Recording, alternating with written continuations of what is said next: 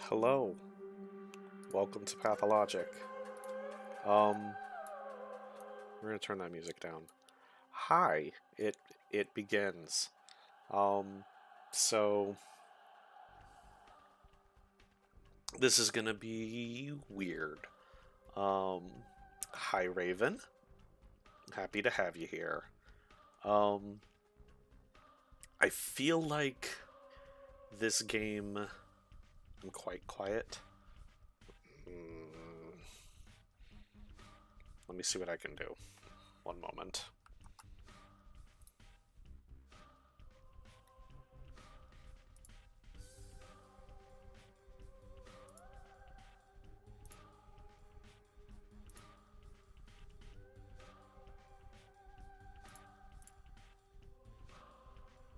I doubt it's just you, because people were saying that before as well.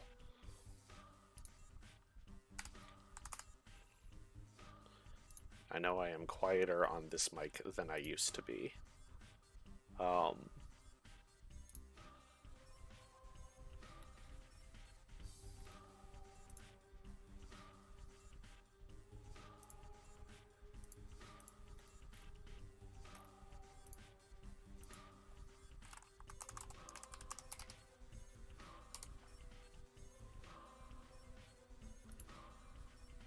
Yeah, I was afraid of that. I'm maxed out.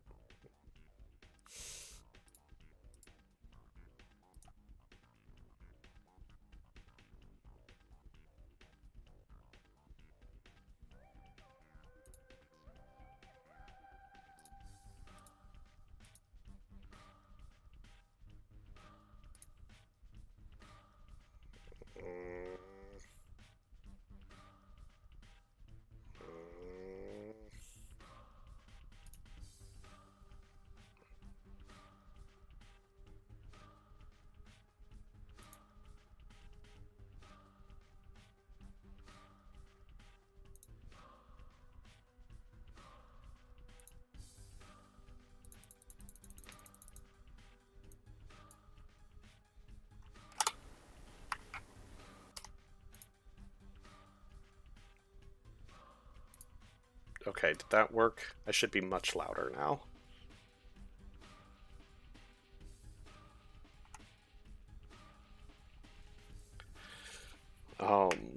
I did turn the game down already. There, I've boosted myself. I might need to do that somewhere else too, but for now, that'll work. Anyway, Pathologic. So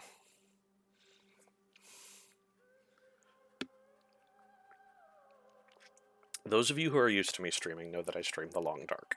And the reason I was streaming The Long Dark is that I was trying to get something close to what Pathologic does. I wanted to become familiar with The Long Dark, and I wanted you all to become familiar with The Long Dark, so that Pathologic might be less shocking. I have never played Pathologic in any meaningful way, but as the description says, there was an HBomberGuy video, and that video is about Pathologic, and at the core of it, it's about the game from 2005, who is not fun. It is a disempowerment fantasy. It is about getting frustrated and your time wasted and trying to save people anyway. So that caught my attention as a game design fan, and so we're here now. We're going to do this. This game, as I said, is from 2005. It's from a Russian studio. It is about a town that 3 doctors go to, and they all end up there just as a plague is about to break out. The 3 different doctors include a traditional doctor of medicine, which we're going to be playing. His name is Daniil Dankovsky. A person who's a local medicine man. He's from a local medicine family. So he has traditional methods to his medicine, the collection of herbs and things like that. And finally, a miracle healer who may actually have supernatural powers to heal. All 3 of these doctors come to the town at the same time. All of them disagree about what is really going on and don't work with each other very well. And we're going to play through all 3 of their stories eventually. Good. This is the exact kind of pep that Christmas is built for. So, part of what is going to happen to me is I am going to meet with people in the town who are going to lie to me. They are going to try to use me. They're going to get me to do busy work for them. They're going to frustrate me, and they're going to keep me from helping. And as a part of that, the game's design mirrors that. So it's a first-person adventure game, but fighting and using guns often just makes things even worse. It's got a floaty design. It's got time clocks. It's got weapon degradation. Things designed to frustrate me as the player so that I will quit in the same way that people working against my character are trying to get him to stop. So they're going to be working on the character and on me at the same time. Because this is an old school game and that is the design it's going for, we're going to be making use of quick saves. I'm going to end up repeating challenges multiple times. I'm going to need to read confusing language and try to suss out what people are actually saying, and then try to decide if they're lying to me or not. It is, in theory, going to be long, depressing, and frustrating. But it should be a very good game, in the way that, as I mentioned, Requiem for a Dream is a very upsetting movie, even though it is a good one. That's the kind of vibe we're going for. Some of the townsfolk may want to die of the disease, or have other things going on. That's the core of it.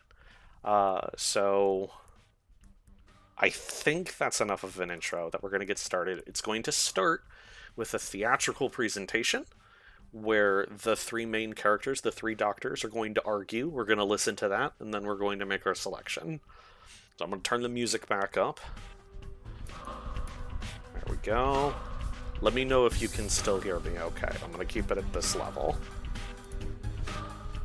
Alright, this should put everything up on screen. Okay, we're good.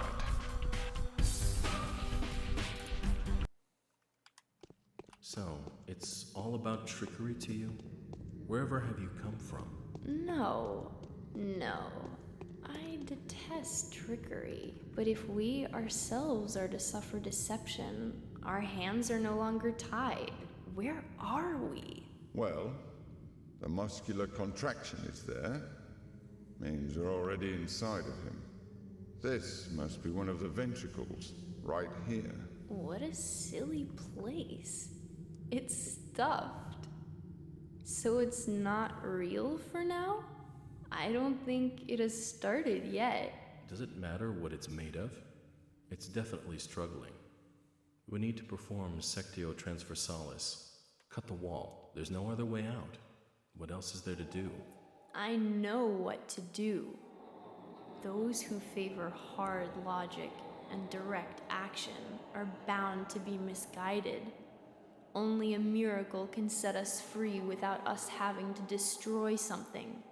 and I can do miracles. Just let me. Will you please be quiet? You're a liar and a thief. Who is going to believe you when you keep lying to yourself? The truth is my shepherd. Whatever happens, I will find answers, and justice will be restored. I will perform the operation. Medica morbo adhibe. Don't you go all bossy on me, clever clogs. You will act justly, but your justice will blind you and become his demise. This calls for the gentle hand of a surgeon. Step aside, both of you. Your gentle hands are used to killing, not giving life. You will inevitably do harm. As for Brainy, he has no regard for casualties at all. Neither of you knows compassion. Yes, it seems unlikely that we'll get along well, but there's only one truth. Any choice is right as long as it's willed. That's the truth of the matter. Only the heart will show you the right choice. Stop thinking about yourselves. Think of the sick. He's in pain. I can't see it yet, but I can feel it. It's not even a trap. It's a grave. Subipsum funis sumus. Can't say I hold a soft spot for it. I can see that. You're full of hate. Stuffed or not, it's breathing. I can hear it. It can be healed rather than killed. You mean you won't become a killer? But you will. Mark my word, that's exactly what will happen. But I can avoid it. No, we won't ever get along. I suggest we be on our way. The sooner the better. Off we go then? Let's go. The clock is ticking.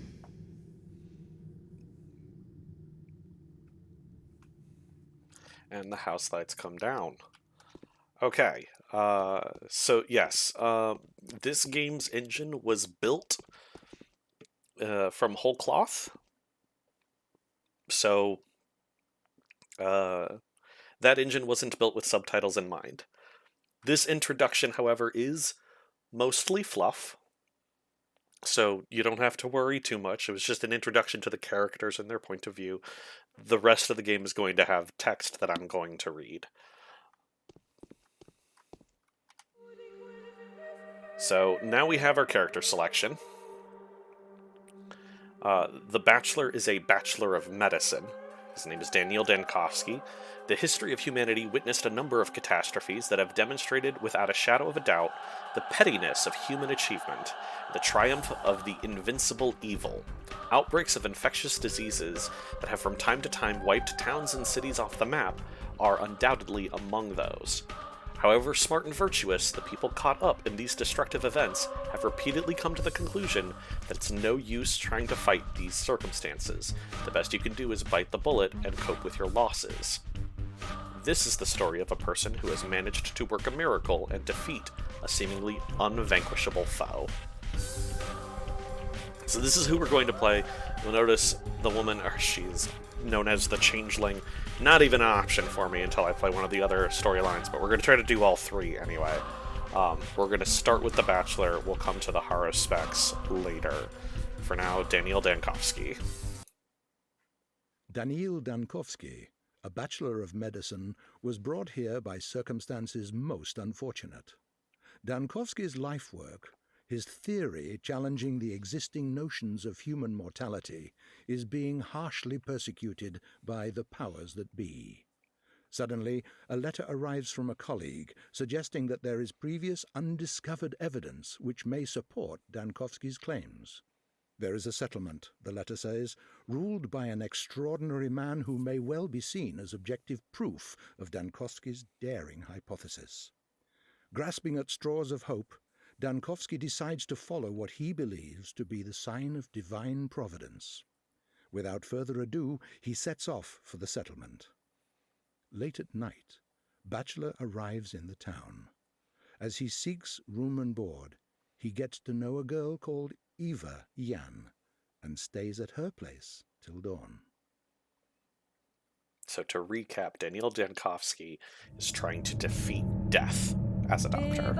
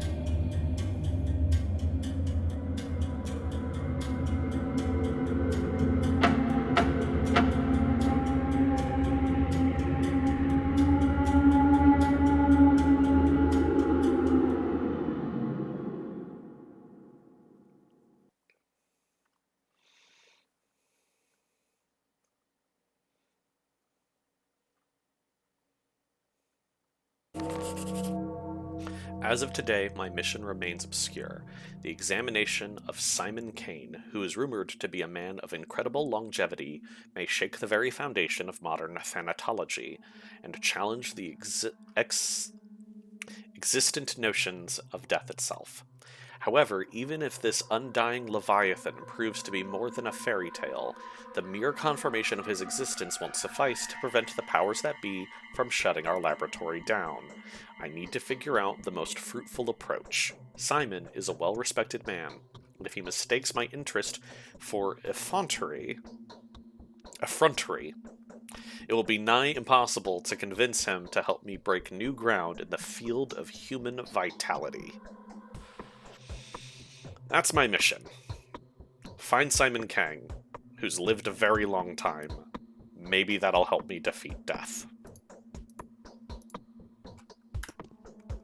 Day 1, by the end of which the Bachelor finds himself battling a truly unvanquishable foe.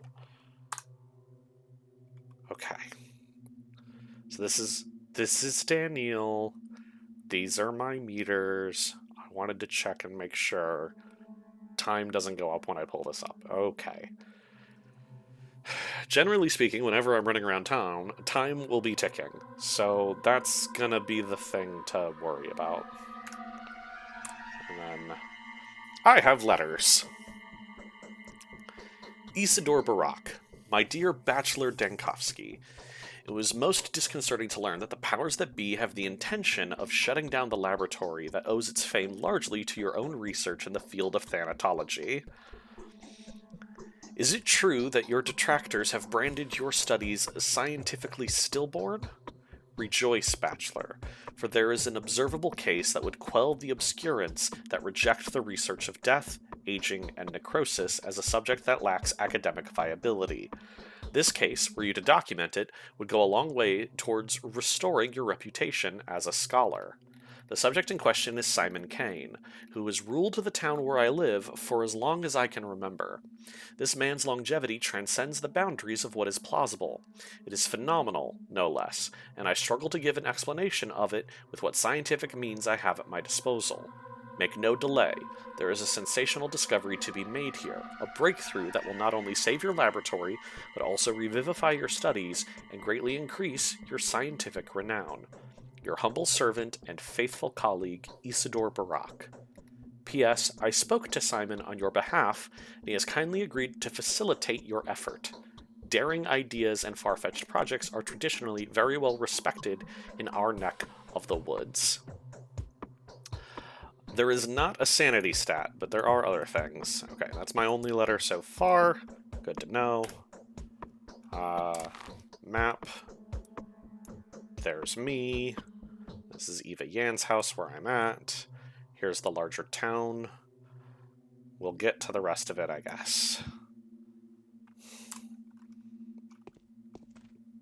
So, okay. That must be the bed I sleep on. Good to know. Don't have anything there. Okay.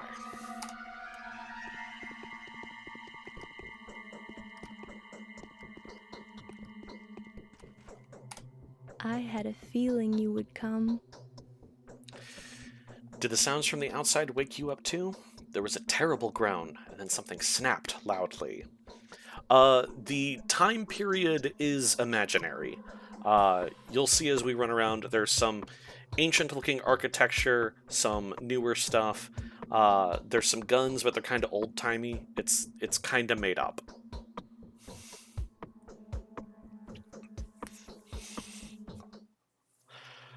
Did the sounds from the outside wake me up too? There was a terrible groan and something snapped loudly.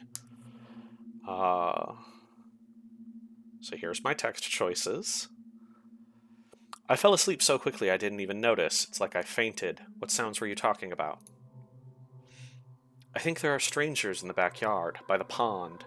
They're unlikely to be planning mischief, but I have a bad feeling about this. I'm afraid to go out to them. I hope they go away soon and stop disturbing our sleep.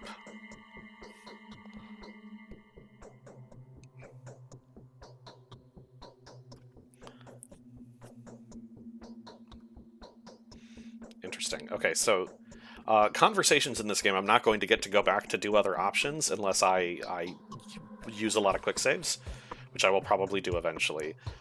Time is stopped while I'm talking to someone, so it's okay for me to think about. I can either ask for more information about those guys or just move on with my day,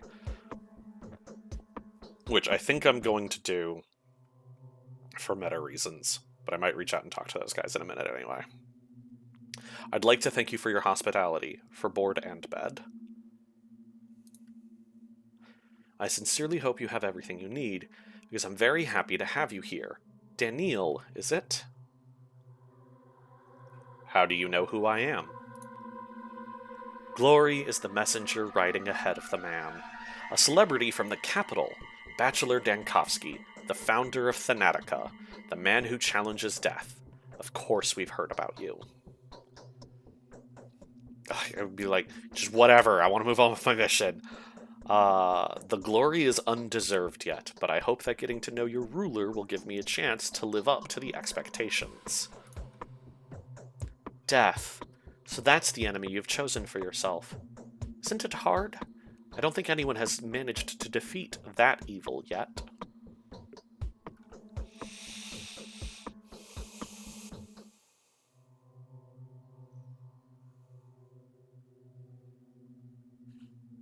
These sort of feel like saying the same thing, but I feel like this is a tutorial to get me used to how people talk in this game.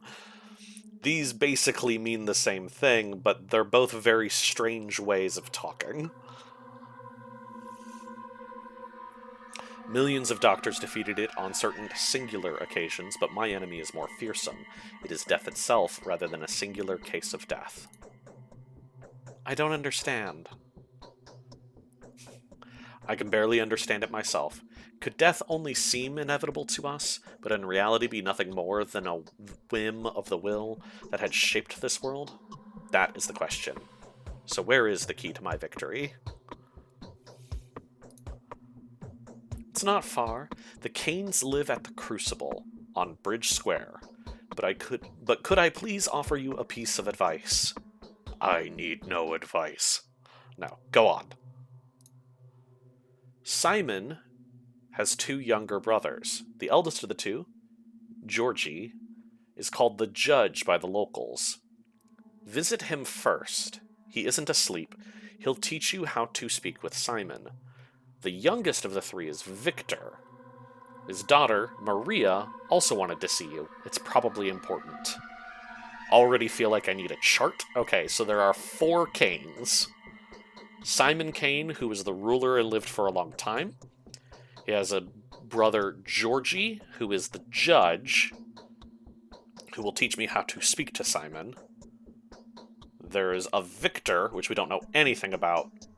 Maria also wants to talk to me. Okay. Wait, was it she who knew about my arrival beforehand? Yes, she told me about it privately. Talking to her is no simple task. Maria is that kind of person. She puts on airs, but that's just how the Canes are. It was Maria who told me that she would help you defeat death. That's the precise wording. What's a coincidence? Alright, thank you for the advice. Go, and I'll prepare everything for your return. Do come back after you speak to the Canes. They will probably do a lot of things that will puzzle you and put you on guard. I will have some advice that may be of help to you if you need it. Okay, I'll come back. So I'm going to go talk to all the Canes. Georgie first. Dead Simon and Maria. Maybe Victor if he's around. But I don't seem to have a reason to, unless I can't get information from the others. Then come back to Eva Yan. She's going to continue to give me a place to sleep. Alright. This mansion, called the Stillwater, belongs to a single girl called Eva Yan. An accidental midnight encounter provided me with a lovely companion and temporary lodging. Here's where Maria, Victor Kane's daughter, has been expecting my arrival for several days. She seems to know more about me than I do. This is where Simon Kane is. The man of improper longevity is waiting for me here. I hope he sympathizes with my request. I only need a living evidence of the impossible. No idea where Georgie is. Okay. Georgie Kane is in the Crucible. Including this mark. Okay. Good to know. So... Alright. Nothing's still added to the quests. That's fine. Let's go...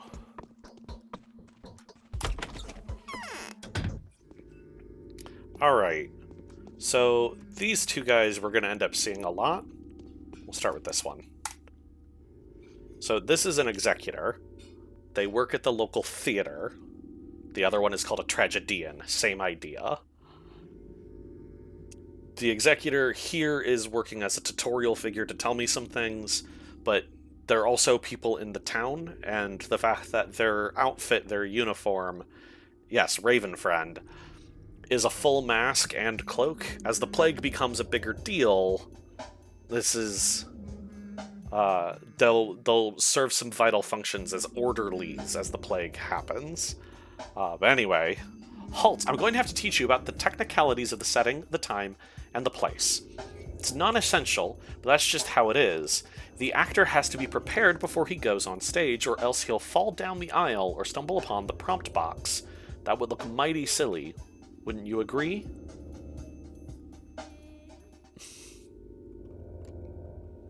Who are you? An actor in a tragic mime show. That's unimportant. Will you listen to me or not? I am listening. As time flies by, it can't be stopped or turned back. Night follow days, which are then followed by nights. Things happen without any regard for whether you're there to witness them. Don't expect anyone to wait for you. Most events can be missed. And so it would make sense for you to visit the places that you care about regularly. You'll find the people that will play major roles in your fate there. They stand out from the common folk. The rest are just a crowd shot, a background, a bunch of extras. As it always been. Indeed. Still, it's best to avoid hasty judgment. It's a paradox, you see.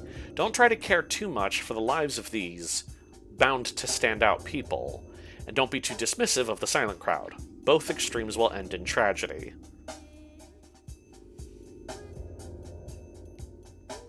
Why is that? This world cares for your reputation, a fine and crucial instrument. Your reputation changes the world you see, for it is a mirror. Wouldn't you agree? And so a bad reputation can get you into a lot of trouble. For example... Oh, need I describe? You've got vivid imagination.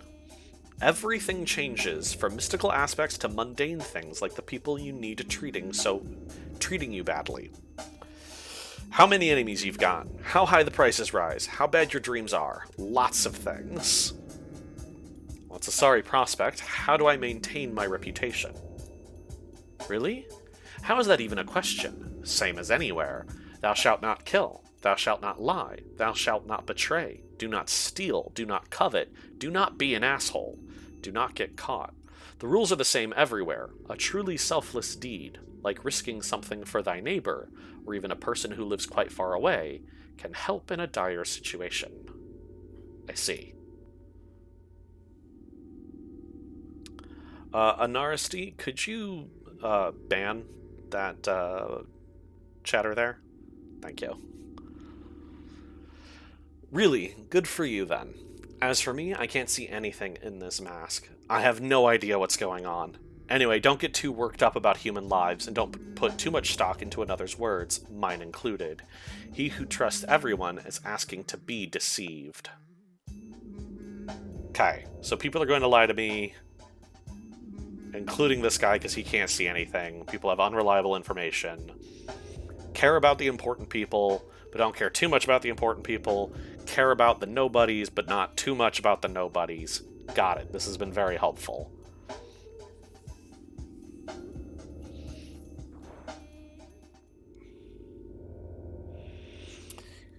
Yet he who trusts no one is deluded. I know that from experience.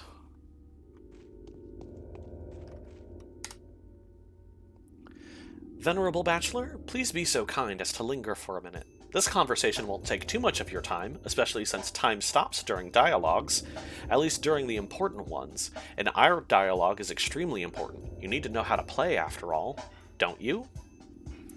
Play? What are you talking about, Maskman? I'm neither a gambler nor an actor. Of course you aren't. You're a living, breathing man, as is evident from your conditions and statuses. You experience hunger, thirst, and fatigue. You suffer from pain, wounds, and diseases. You're so lifelike. You have to eat, drink, sleep, and rest, and to make mistakes.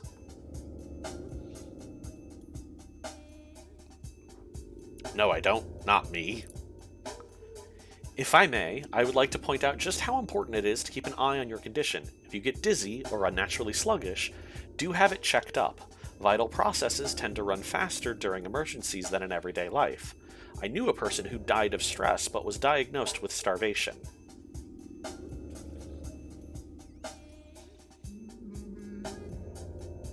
It happens, I can testify to that as a doctor. Need I remind a wise man like you of the fact that hunger is sated with food? Food can be found in shops, and shops can be found in ordinary houses that are marked with specific signs. Sleep, however, is more complicated. People only sleep in beds and only in private residences around here. I'm sorry, but that's just how our world is. The world is unjust. And quite silly, if you give me for saying so. Speaking of commerce, different shops sell similar items at different prices. Make sure you don't get cheated. People can be quite brazen around here. We can also barter with the folk out in the street. Some things may be nothing more than trinkets to you, but others would be willing to part with their life's blood for them. Blood? Yes, blood. It's not my place to lecture you, but if, following your Hippocratic oath, you ever consider easing someone's pain, feel free to just approach them with a suitable drug. You will see their pain receding before your very eyes. The sick fall asleep when they're close to recovery, don't they? Or when they come to their ultimate rest. Still, helping the hopeless will grant you a good reputation. You will be seen as a benefactor willing to part with a precious sleeping draught or a painkiller for a simple bystander. Anything else? No? No, not yet. Bye then, Mask. Okay. Quick save done. I'm gonna wander over here, because these are where the two guys Eva Yan was talking about, making a terrible noise last night. She doesn't think they're up to no good.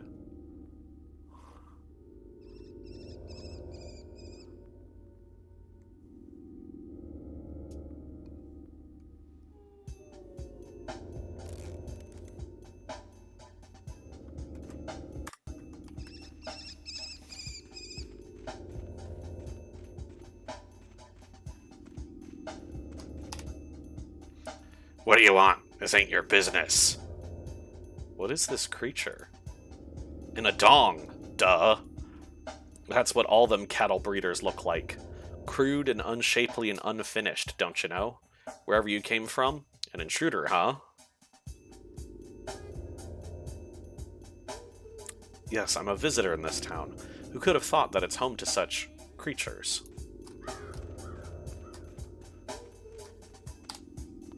So this is an adong. They're also called worms. Some people in this area just look different. The worm feels sick, head packed, blood boiling, belly freezing. Let the worm warm up. Let him take a rest. Don't touch us. We're dangerous.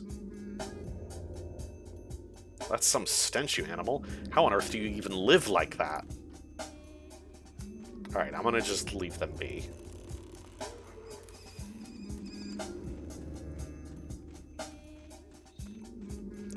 I could have taken some aggressive stances there, but I think I'm going to be okay just letting them be.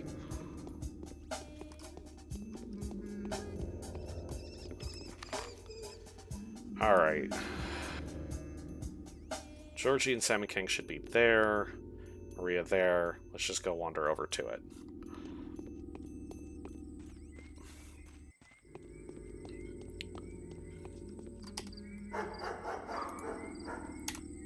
Grabbed a water bottle. I'm going to be picking up random items from trash cans, because I can trade them with other people for stuff.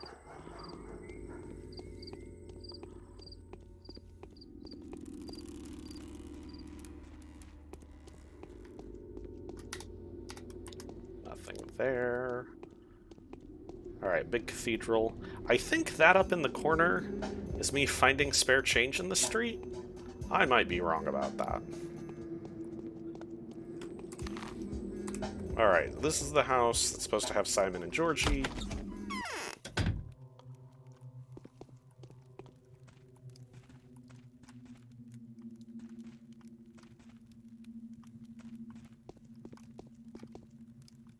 That's Simon. I do happen to know that already. I don't see anywhere else around. Is there a second door? Can I find Georgie first? I'm gonna save again.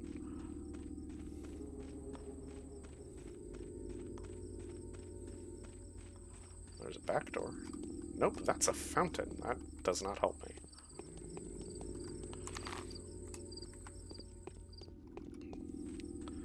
If I go back here... it should have Maria.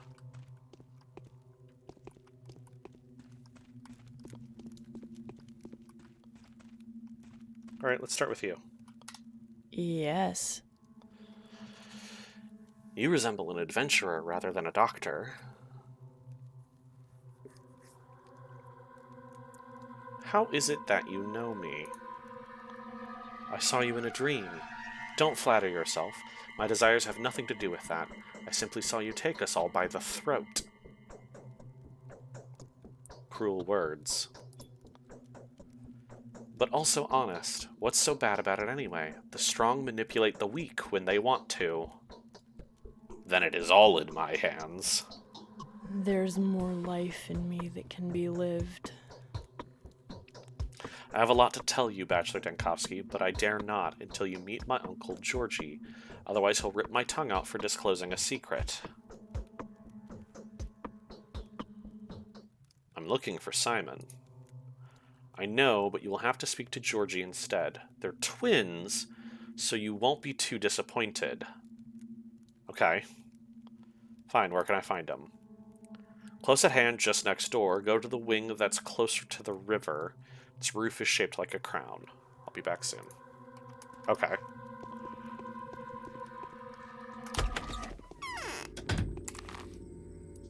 So yeah, we're gonna go here. Okay. I guess that was Georgie then.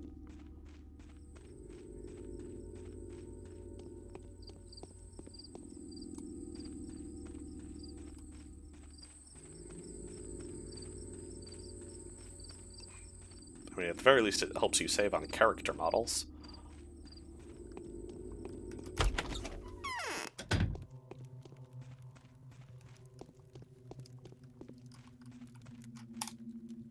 The town will meet its death at the hand of Simon's murderer.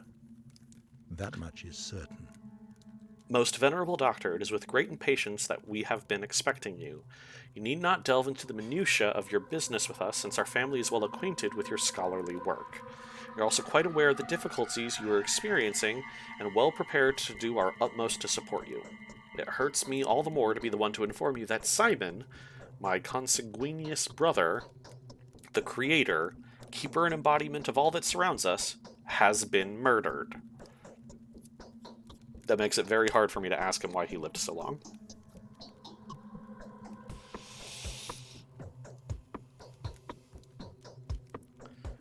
Damn it, why did it have to happen just before I arrived, right as I found the chance to prevail? Precisely, why did it have to happen just before your arrival? Are you asking yourself this same question? Well, I hope you don't see any connection between my arrival and the murder. In fact, I do see a connection. However, do not mistake it for a thought that it was you who murdered him.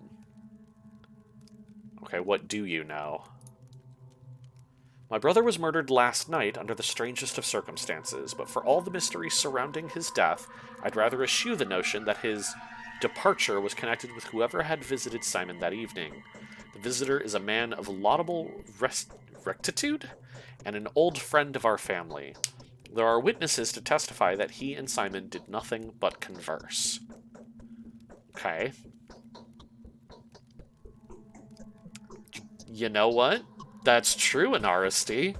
Georgie would, if they're twins, Georgie would also be as old as Simon.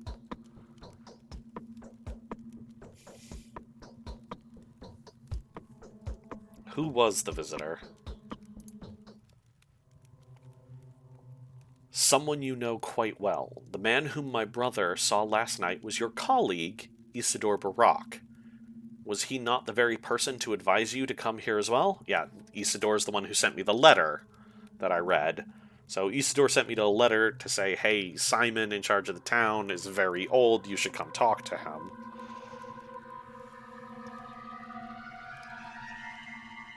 Yes. Isidore has done more than he thinks. I have a lingering feeling that time itself is using uncontestable powers to further its own intentions. What do you think?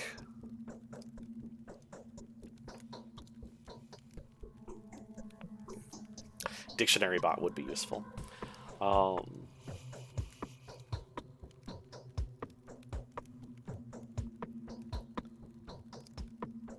He has a feeling that time is trying to further time's own intentions?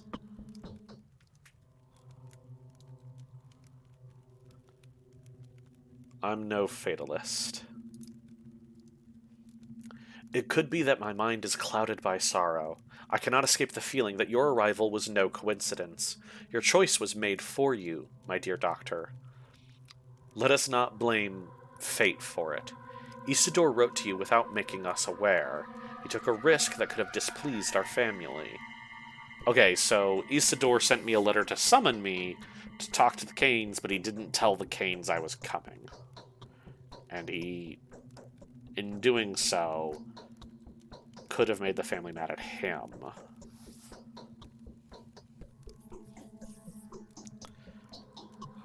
Really? Even though we were uncertain of when you would arrive, my brother was looking forward to meeting you. The tragedy may have been a consequence of the actions he took in preparation for your arrival. Someone has taken a powerful piece from the chessboard, a piece upon which your position here depended. It is doubly regrettable that Simon was playing on your side.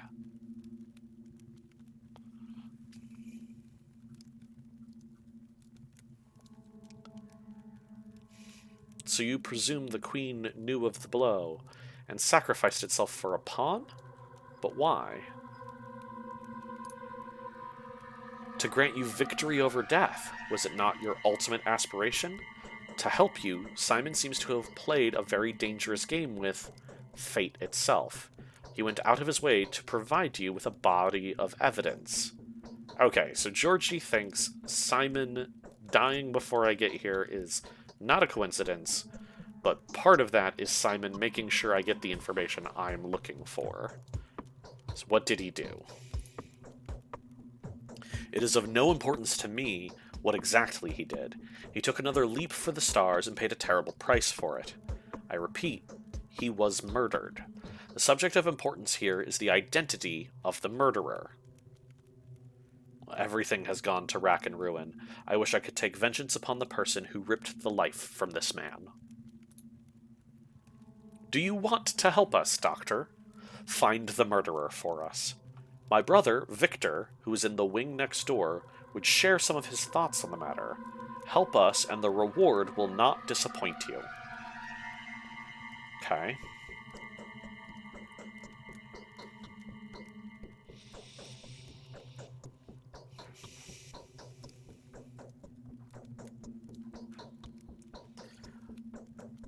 Indeed. It seems there are too many coincidences. Your brother's murder can just as well be called the murder of Bachelor Dankovsky. I will help in every way I can.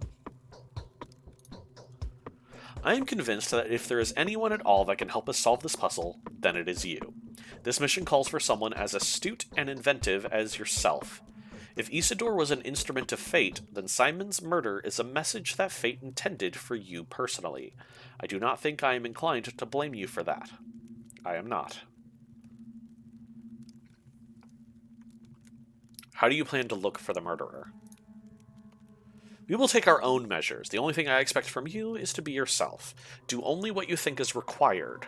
Whatever you find out, whatever you do, whatever your day turns into, everything is a clue to the solution of this puzzle. I repeat, everything that is happening here is happening on your account. Fine. I'm fine with this course of action. Okay. So this is where Victor lives. I can go talk to him now, and I probably should. Don't know where Simon was. If he was murdered last night, there should be a crime scene somewhere.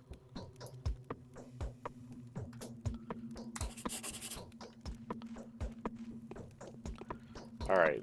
Maria says she's still got a bunch of stuff for me. And Victor's got stuff for me.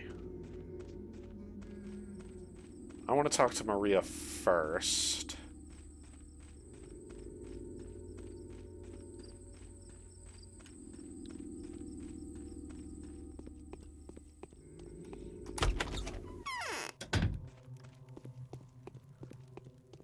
Alright. Oh, Mother. Why can't you be here with us?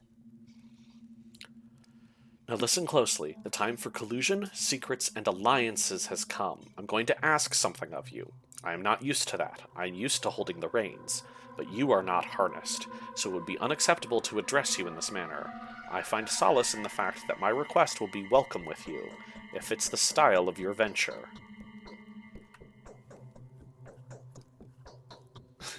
Yes, you better be polite. I don't take kindly to orders. I am a creature of liberty. I apologize if my words come across as mangled and silly. I am truly not used to asking, but the nature of my request demands complete and selfless humility. Just imagine me begging and kneeling, and believe me, I do feel that way. Out of nowhere, I can try to charm her. No need to kneel. What did you want to talk about? Today's death was the first, but it won't be the last. Simon has opened the score of irreplaceable victims. Soon the number will multiply. I beg you to preserve the lives of several people when the lines of their fortune cross yours. Before any of them dies, there will be a moment when you will be able to intervene. I know that for a fact. Okay, who are these people? That doesn't matter. If I'm going to keep them alive, it kinda matters. What was destined to happen will happen. You can be whatever you want to be, but not a coward choosing to hear no evil and run away from reality. I will give you a list of those I know of. These people are bound to you. Bound? There's a tight spring of power within each of these people. Each of them can break the routine of human existence and become something greater. They are standing on the verge of their humanity, gazing into the realm where they could serve a different, higher purpose without even knowing it. Moreover, they are bound to make the leap, in one way or another. That's why we simply call them the Bound. But how is their fate bound to mine? Did you say my victory depended on them? How?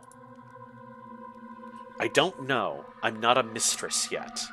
The future is not as clear to me as I would prefer, but I can feel the present. I can already distinguish a dubious guess from the pulse of the precise knowledge devoid of words and images. These people are bound to you. Your lives are connected. I wouldn't have asked you to take care of them otherwise. So I can call her crazy or ask her if she's psychic. Are you clairvoyant or something? Ah, yes. You haven't been told, have you? It didn't even cross my mind that someone may be unaware of my abilities. No one here dares doubt them, for they are evident. Yes. The mistress of every ruling house possesses special abilities. I am learning to see the future and transform the present.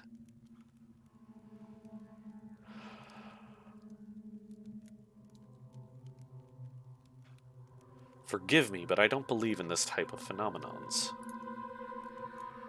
Will you comply with my request? Will you save the lives of the people I name to you? Answer me before going back to Ava.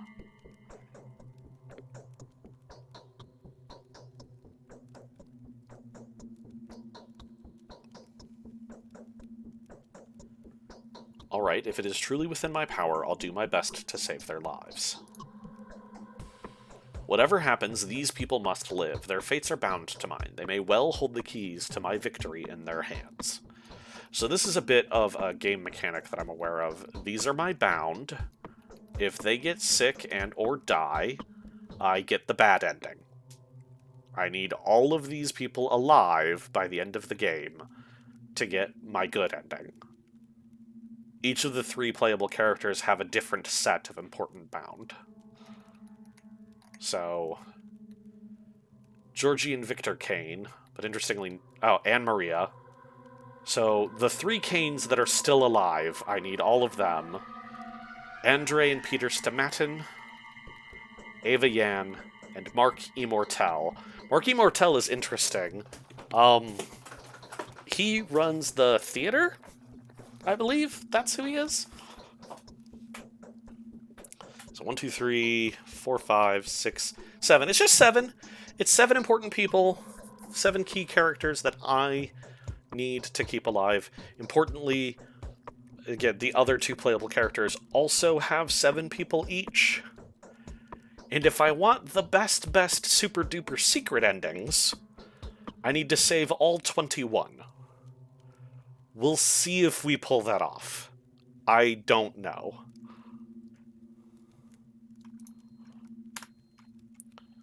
Alright, with that, I'm actually going to do a hard save. There, saved. Saved for real.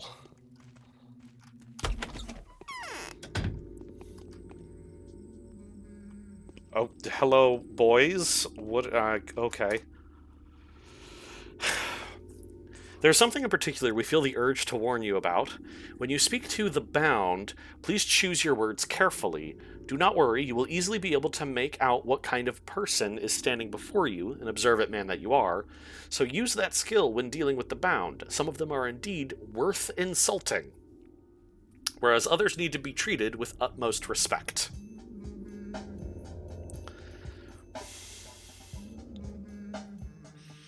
Okay. I have no idea what you're talking about. Every line you utter will have consequences. News spreads rapidly around here. If you spoil your reputation in one place, you'll have to reap what you have sown in another. Restore your good name in the south, and you'll receive a warmer welcome in the north. They will heed every word you say, and you'll be rewarded. Good. Ooh, okay, so that's... It has been an hour. We're at 7 o'clock in the morning.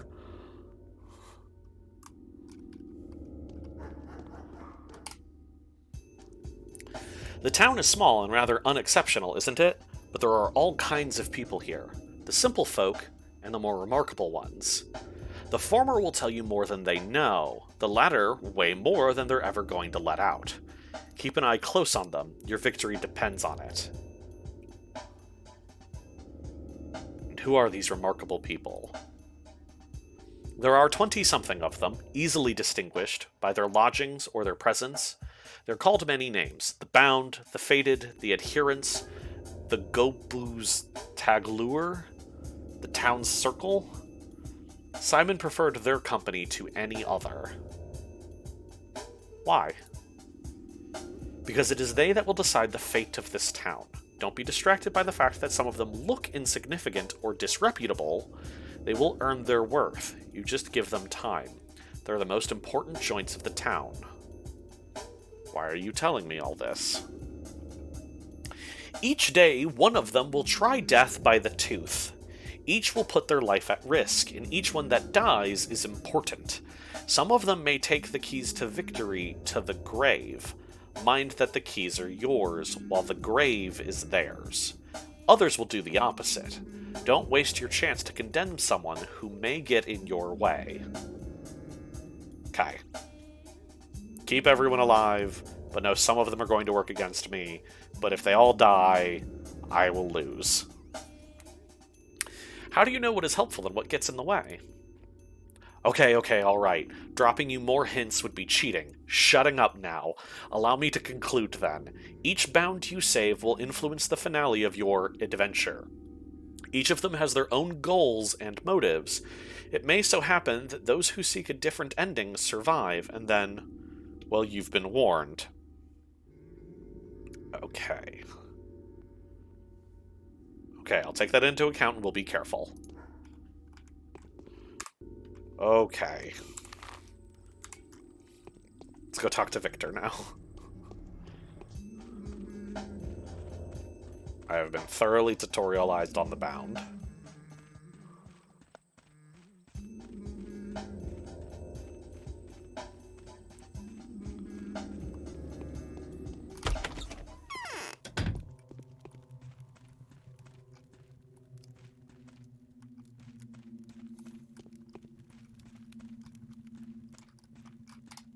That does it. I'm going to break soon. The famous Dr. Dankovsky, your arrival is a great honor for us. Victor Kane, at your service. Daniil Dankovsky, at yours. I foresee that the things that have become ordinary for us will probably make you feel uncomfortable and disturbed. I would like to compensate for that impression. You know, our small community has fallen out of the loop. Time leaves us behind. What do you mean? I mean the traditions. Games that we play with passion will most likely be of no interest to you. The people you meet here may seem eccentric, naive, or even somewhat deranged. Please take it easy on us. Don't judge us too strictly. So, Seahawk, you bring up the translation. This is actually the second translation, which is widely regarded as much better. There may be cases where there are problems with translation, but I am sparing all of us from the first, earlier, worse translation that some people like more. The mixed messaging is on purpose. Remember how I said the people of the town and the town itself is going to try to stop me? That's part of what's happening. Trust people, but don't trust everyone. And some people you need to insult, but don't insult the wrong people because then you'll lose. Figure it out. That's the core of the game. I am going to make mistakes and get frustrated. That's the plan.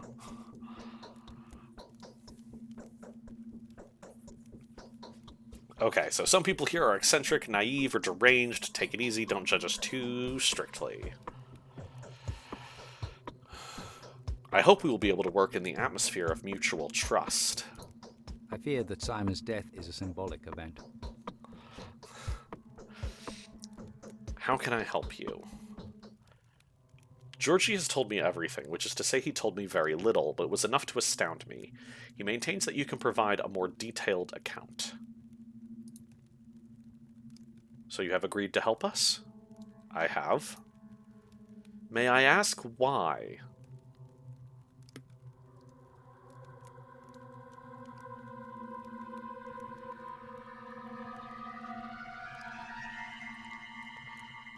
We share a tragedy. I want to exact vengeance upon the one that robbed me of my work, of a future. I am prepared to answer any questions you may have. When was Simon last seen? He sent Isidore home, then, an hour later, he came to this hall to see us. He announced his plans to withdraw to the Focus and receive no one. He told us not to approach the Focus and to fast for a week, partaking of neither meat nor water. Then in the morning, he was found dead. Okay.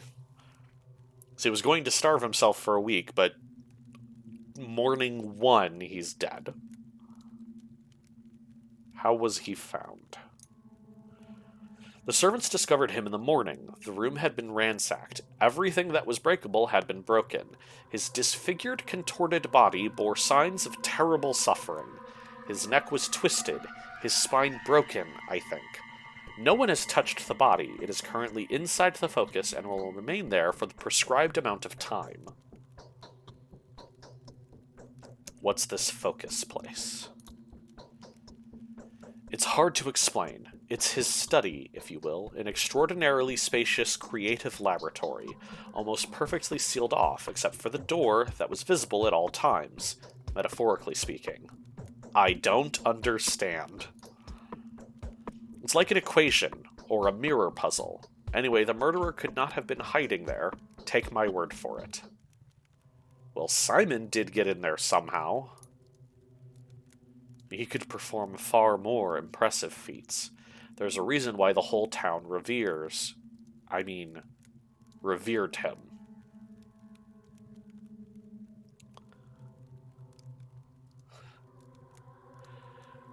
Interesting. I can question Simon's existence.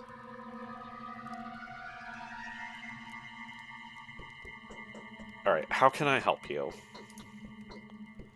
Just take a look around, trust your intuition, do whatever you like, speak to whoever you feel the need to, look for the murderer, doctor, and you will find them. Keep looking till the last breath. I'm sure your rational thinking will help you.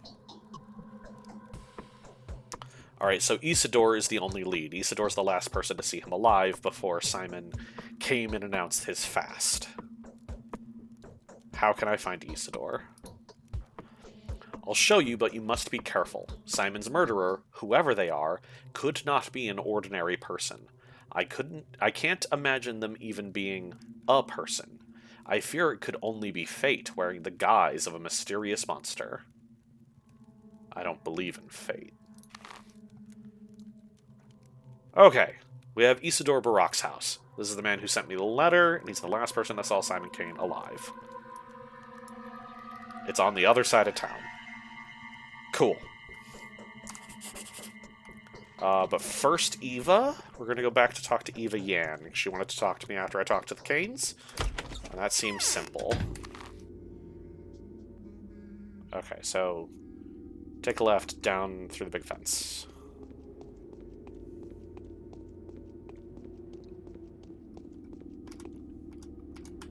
Nothing in here still.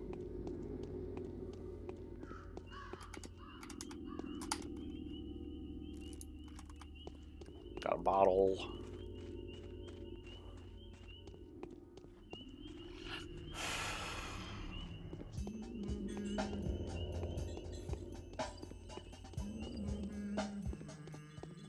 Alright, here's the big fence. This must be Eva's mansion. Which is where I started. There's the stairs. Nice. Eva, you here? What's up, Eva? Yes?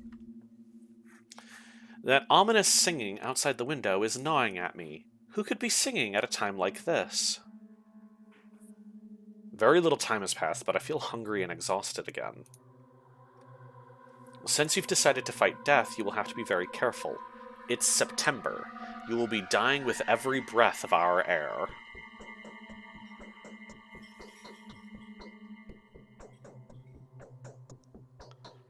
What does September have to do? I have several dismissive and annoying options. What does September have to do with it? This steppe is full of various herbs. They fill the air with dizzying vapors. White whip, twire, and swevery are dangerous in August and September. When herbs surrender their juices to the sun, people tend to get headaches this time of year. Heart sufferers lie in bed with pains. My heart aches too. Okay, so the air is just toxic with allergens, and it makes people dizzy and hungry and tired. How do you people live here? Twire is a rare herb, so usually it's bearable, but this year it's unbelievably plentiful. The elderly say that this is phenomenal. Nothing like this has happened before. They think it's a bad omen. Well, I don't believe that, but the air is droning. Can't you feel it? Don't you feel dizzy? Yes, the air is heavy. You need to sleep often. Never go hungry. Drink more water. You need to look after yourself properly.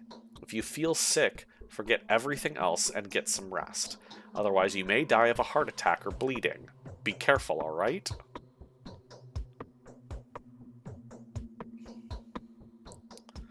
Yes, the air is very bad, like Virginia. I will need to sleep and eat more than is normal. The more I think and do, the faster I die. That's symbolism if I ever saw it. I've seen the angel of death by the window. Okay, she's still complaining about the singing. I can't hear anything. Okay, Ava Yan is hearing singing outside that doesn't exist. Cool. let us... Okay, we'll go around here and take this bridge, I think.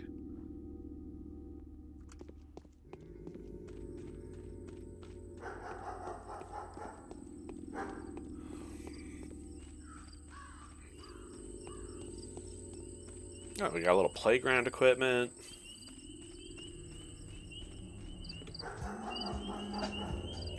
Couple more trash cans.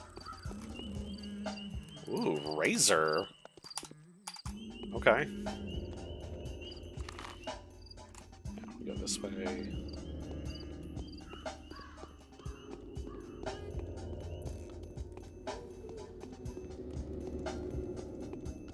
And there should be a little bridge.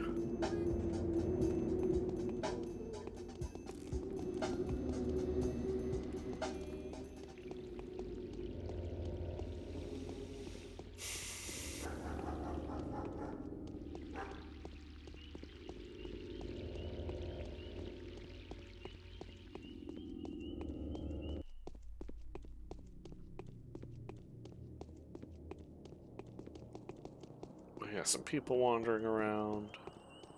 Let's talk to a local. Anything I can do for you?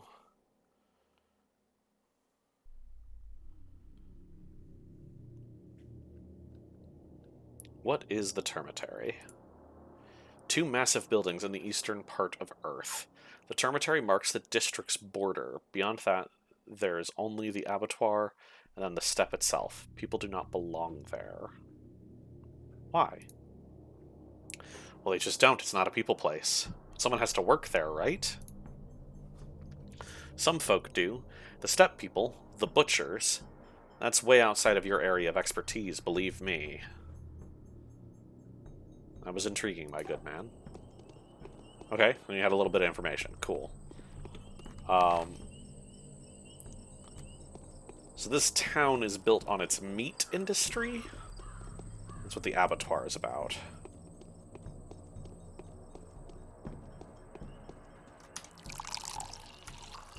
Okay, I just filled my bottles with water.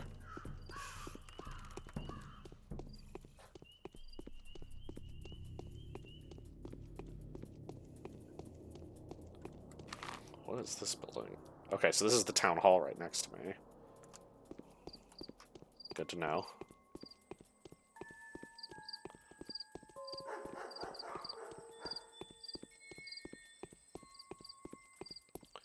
It reminding you of Chernobyl is probably not an accident. It is Russian.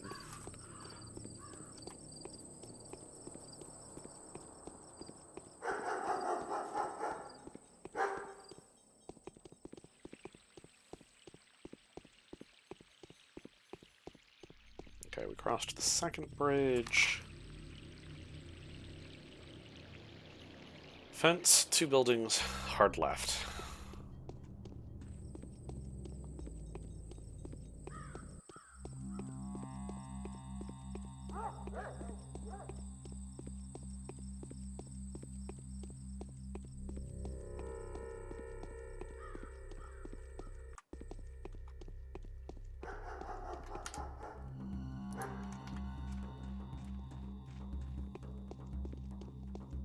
Should be this one, right? Nope. Behind the fence.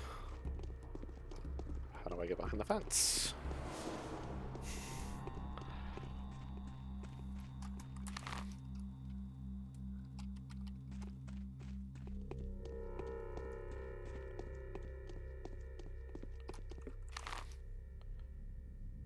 Okay, we'll go between these buildings.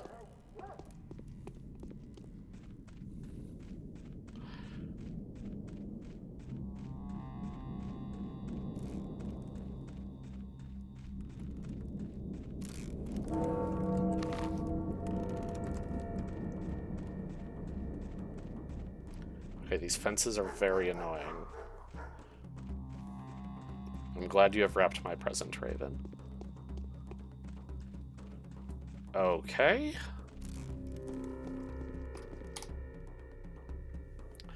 A foul murder occurred here this night. No unauthorized access allowed. Inspecting the crime scene is strictly forbidden until further notice. Who was killed?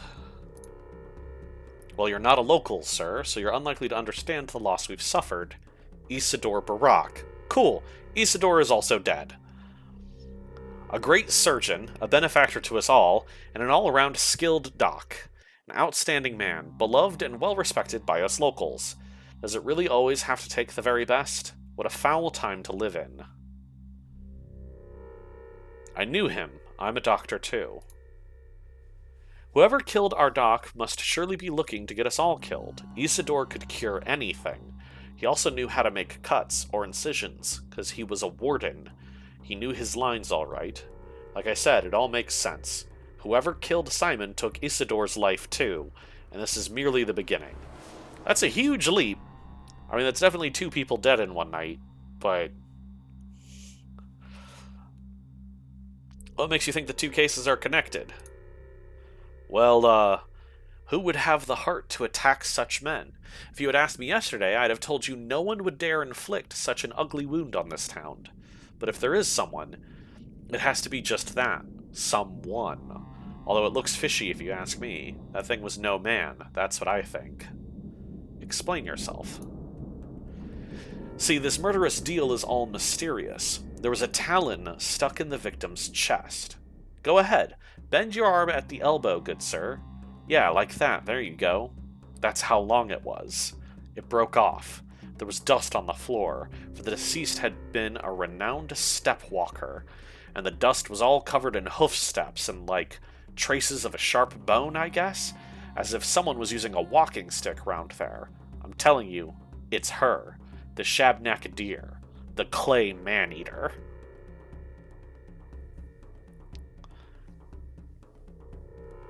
I want to inspect the building. We've been assigned to this post by Alexander, the head of the Saburov family. His house is in decline right now, but it's still powerful and very much respected. For it is they that's been responsible for maintaining worldly order and public safety in the town since old days. Please kindly address your concerns to him. There's their rod. You just take that road up there and get to the Cape. As for me, I'm not authorized to let you in.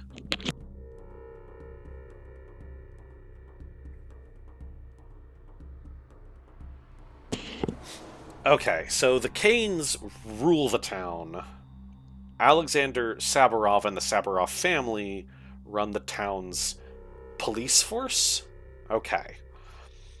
You should have said so from the start. Okay, that's not so far.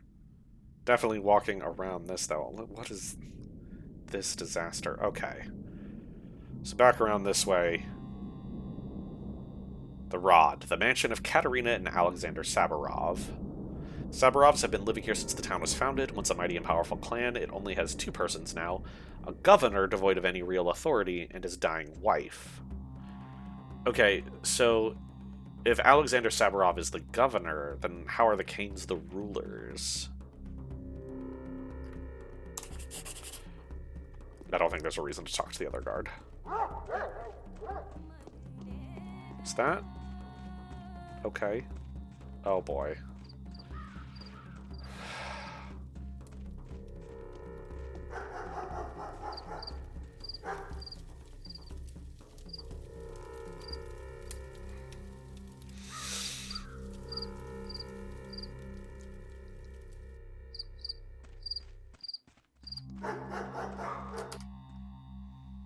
Oh dear, oh, what have you done? How is it?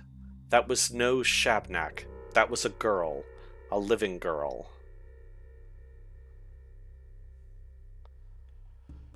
Get lost and never set foot here again.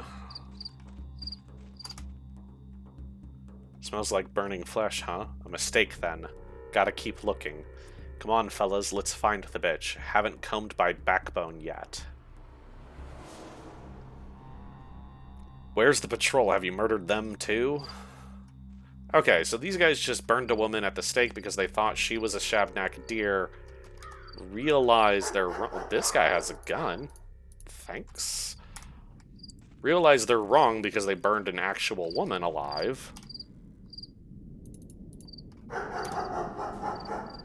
And then just Moved on. Great, dope, tight, love it.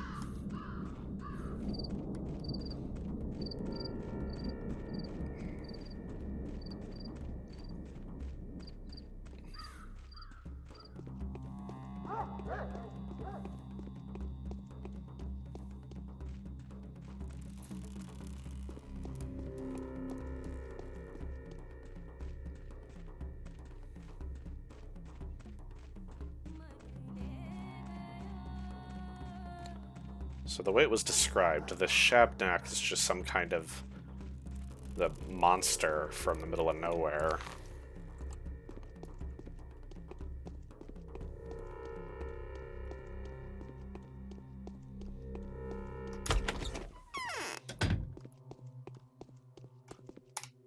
This Haruspex is trying to prove his innocence. It's a no-go. Alexander Saburov, so I finally get to see you. Yes, you really do look like a messenger of sorrowful times. In any case, welcome to the Rod. Our meeting is quite significant in a way. Facing the changes with open eyes and taking their first blow is my duty. Do you think we're on the verge of an especially unhappy era? No grim events have clouded our existence since last summer. The country has cured its war wounds. Commercial communications have been repaired. Astrologists expect nothing ill. Do you hold astrologists' opinions in high regard?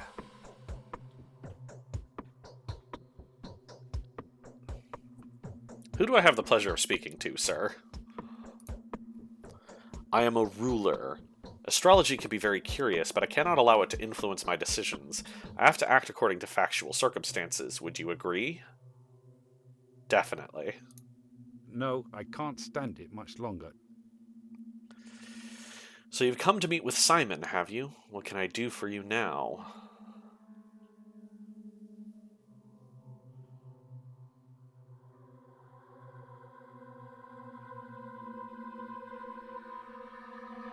I was actually invited by Isidore, so I came to meet with him first and foremost, but now it turns out... Okay, so I feel like option 1 and option 4 here are inadvertently implicating me in their murders by saying, hey, I was coming to see both of these people, and now they're dead. So I'm going to ask, who are the people guarding Isidore's house? I want more information about what happened, and I don't want him to distrust me. Those are volunteer patrolmen. We usually keep around 20 of them, but I've increased the number recently to 150 or so. Really, why do you need so many? There's unrest in the termitary.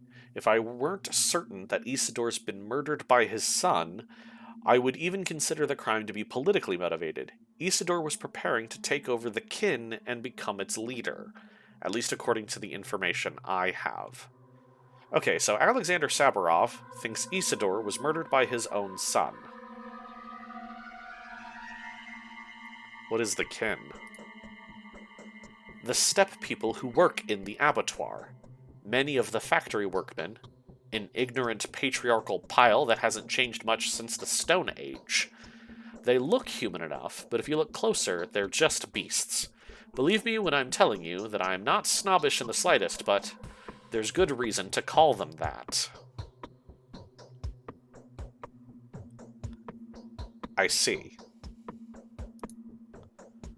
I don't think you are aware of the fact that Isidore came to me last night, just after he had returned, and warned me that there were some ominous events ahead of us. I took that as an unofficial warning about his upcoming takeover. So you took measures? Evidently. I've mobilized the patrols. I see what you're implying, Bachelor, but I'm not insane. Engineering Isidore's murder, as a matter of fact, a strong, independent kin under Isidore's rule, would have been way more useful to me. Really, why? Because that would weaken the power of the Honorable Vladislav Olgimsky, who pocketed the economy of the whole town. He'd rather see the kin as a dumb and speechless herd. And come to think of it, well, I'm sure you understand where I'm going with this. This is precisely what Georgie warned me about. Everyone's just backstabbing everyone. Okay, so the whole town is built on its meat industry. That's what the abattoir is. That is a meat factory. A lot of cows. Vladislav Olgimsky owns the meat industry. That's what the entire town's built on. So he's the wealthy dude with the money for the industry. Saburov here, Alexander Saburov, is governor. And the abattoir is mostly staffed with local steppe people, who this guy looks down upon because he's a racist. He was afraid of an uprising of the steppe people, and Isidore Barak, the town's doctor, who has been murdered, who sent me a letter to talk to Simon Kane, was also a steppe people, and Saburov here was worried that Isidore was going to make a move to overthrow Vlad with the steppe people and, I guess, turn the factory communist?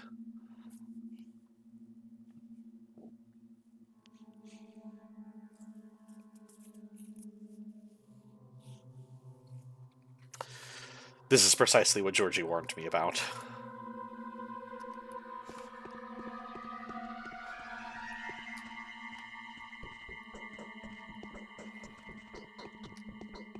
I guess Saburov's wife isn't here. No, I can't stand it much longer. So you've come to meet with Simon, haven't you? What can I do for you now? I was actually invited by Isidore, so I came to meet with him first and foremost, but now it turns out that he's been murdered, yes. Looks like the murderer is always one step ahead of you, doesn't it? The same one that took Simon life, too. At least that's the conclusion suggested by the information at my disposal. Same pattern, same signature. Were there any traces? Look, I haven't been there myself. I'm quite content with interrogating suspects, especially since we already know who we're after. You can join the hunt, by the way. I can describe his features. Well, who is it, then? You wouldn't believe it. His own son. The fellow came back after being away for quite a while. His father had sent him to study surgery when he was but a greenhorn. Quite a lot he has learnt, huh? A wandering scholar turned evil to the bone. All of that just to grab the inheritance.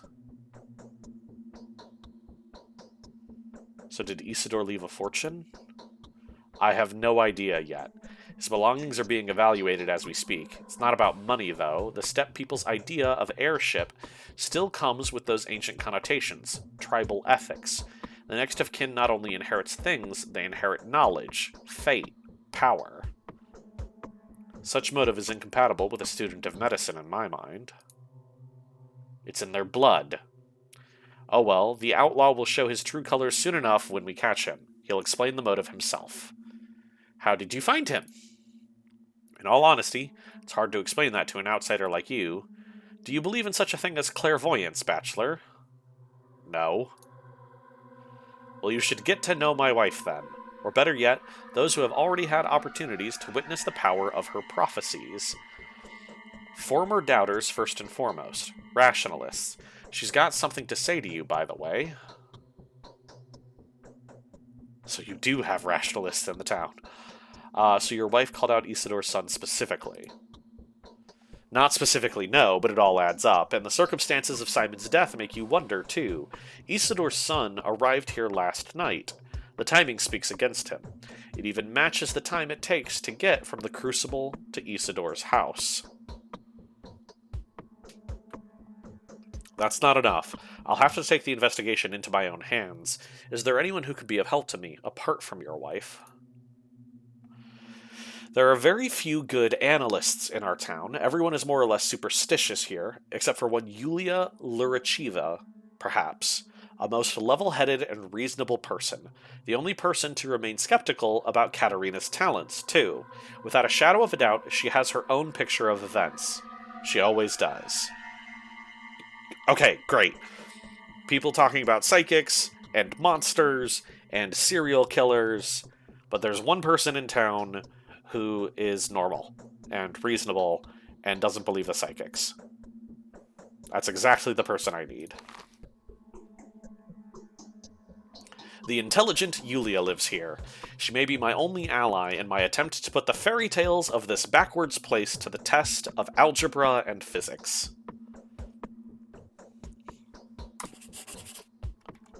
This Haruspex is trying to prove his innocence. It's a Okay.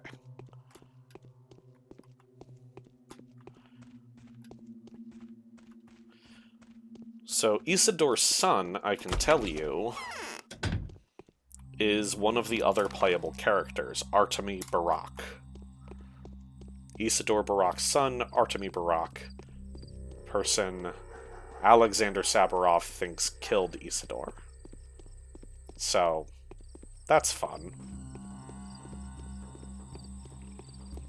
Should be across this bridge and up. Okay.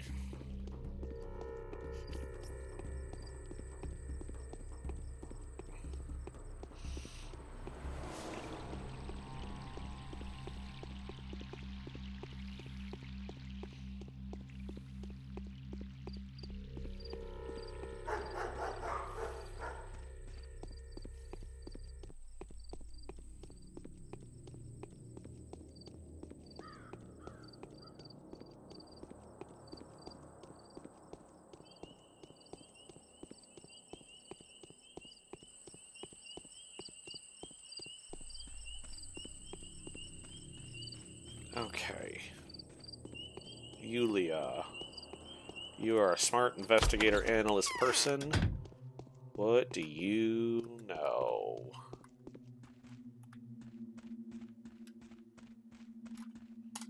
I'm afraid I'm of little use now. That's a bad sign. I seem to have lost any capacity for observation. My mind is out of tune.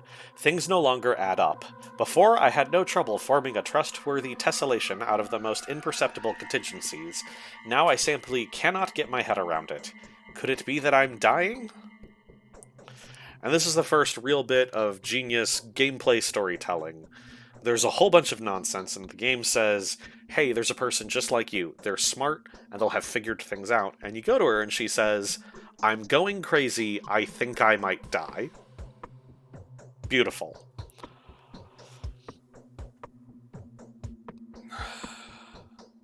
The steppe air is way too thick. I think that's what causes it.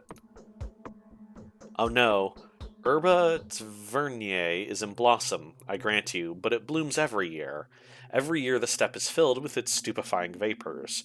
The issue I'm having, however, has nothing to do with fatigue or perplexity. It's just that I've lost my ability to make distinctive events coincide. Everyone has that ability. You don't seem to understand what I'm saying. Let me elucidate.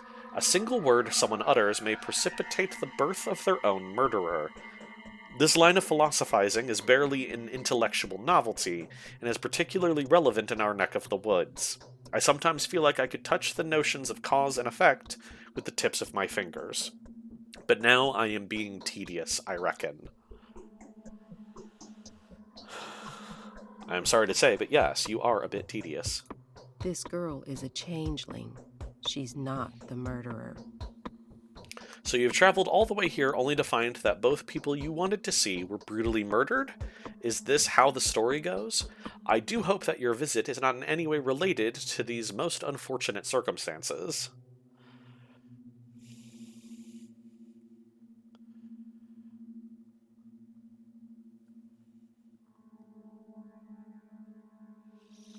I have to find whoever it is that killed Isidore and Simon, and I wanted to ask for your help. Saburov told me you have a gift for all manner of investigative inquiry. I am certainly no better investigator than you. I never had a chance to search for a murderer before. The best I can offer is to fill in the blanks with whatever mysterious supernatural entities seem most fitting.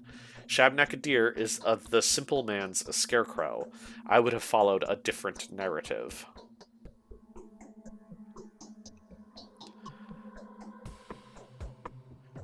What kind of narrative? Consider the circumstances of his death. They said Simon had locked himself up in the evening and consequently died in the morning inside the mansion, in a chamber with some peculiar name. In this case, I would suggest that Simon was poisoned by the Kanes. I would have thought, but I know their family all too well. Their mutual loyalty is only rivaled by their arrogance towards anyone who is not one of them. They hold the princely sage who stands at the head of their family in highest esteem. They believe that a single dishonorable act will tarnish their name for generations to come. I doubt any of them would have stooped to this, no matter whether they wanted to or not. Okay. So, given the circumstances, she would say Simon was poisoned by his family, but she knows his family, and no, they wouldn't do that, even if they wanted to, because their reputation is important. Poisoned, how did you arrive at this conclusion? I don't believe you understand what "he died in focus" really implies. Do you know what the Kanes refer to as focus? You don't seem to grasp the semantics of the term. These are the Kanes for you. These kinds of innuendos are their forte. Well, what is this focus, then? The focus is anything but an abstraction. Quite the opposite, in fact. It is governed by mathematically rigid regularities. You see, no one but the owner of a focus may get inside. This can only mean that Simon had brought the killer with him. Or rather, within him, since no physical object may be brought into the focus either. How do you know that? Who doesn't? The Kanes are notoriously passionate about all manner of synthetic anomalies. They never pass up an opportunity to devise a Kunststück that would allow them to warp space, challenge physics, or manipulate optics. Metaphysically, a focus can be compared to a camera obscura. Do note that the name is not unfitting. No, it is entirely impossible for someone to get inside.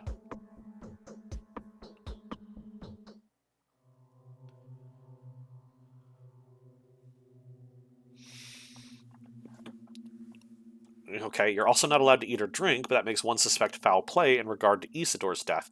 He had been stabbed, after all. Stabbed does not even begin to describe it. Stock Reuben told Laura that Isidore was slaughtered by some object resemblant of a humongous razor-sharp talon. What a riveting case. No wonder some people start talking of steppe monsters made of assorted bones. What a claw-like object? Such was the topography of the wound, according to Reuben. Neither Laura nor me are quite able to colloquialize a term like this. You should speak with him directly if you wish to know the details. Make haste if you want to get a hold of him. Reuben is eager to join Simon as soon as possible. No pun intended. Okay, so some guy named Reuben, who talks with Laura, examined the body and says it was torn up with, like, a claw. Okay. Also, Reuben is suicidal?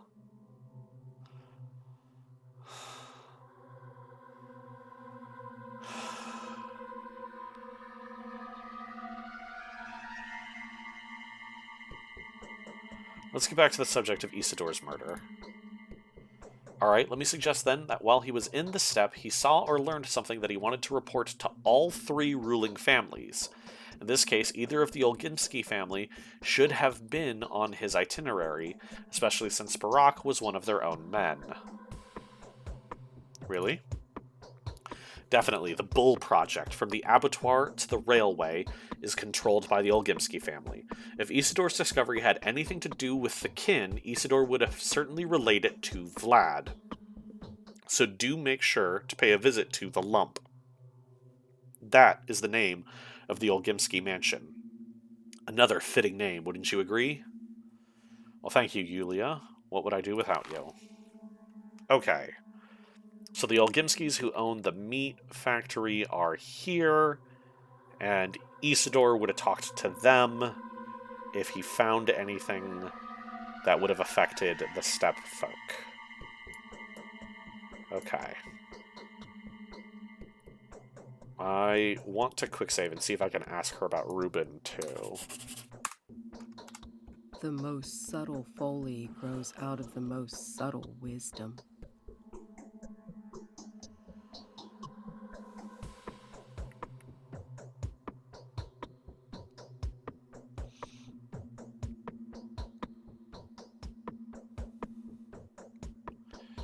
Tell me plain and simple, what do you make of all of this?